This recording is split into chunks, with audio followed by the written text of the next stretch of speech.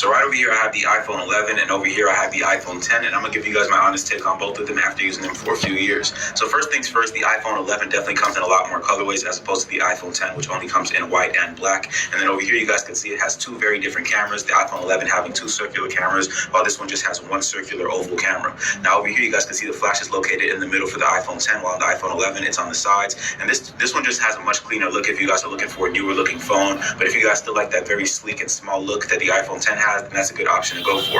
On the sides, you guys can see that the iPhone 11 is made with aluminum, which is why it's not as reflective and glary as the stainless steel on the iPhone 10. But they still have the same buttons on the side, including the power button, and you also have the volume button and the little silencer button. And the antenna bands still go along the side as well. The bezels on the iPhone 11 over here are a little bit thicker than they are on the iPhone 10, as you guys can see when you look close up. But it's really not that big of a deal, and it's not really that noticeable. And you can still swipe down from the right corner to go ahead and access your control menu.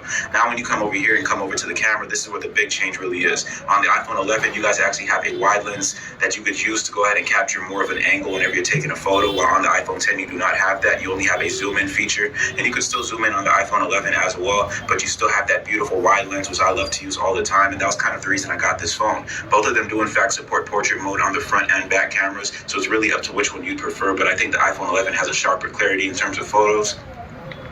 And another thing too is the one thing that I really do like about the iPhone 11 over the iPhone 10 is the fact that the photos just seem a lot more clear when you're taking them in daylight. The iPhone 10 does have a good camera quality, but it's just not up to par with this one. But the iPhone 10 does have a better display, having an OLED display, while the iPhone 11 is made with an LCD display. So it's kind of like 4K versus having a 1080p resolution.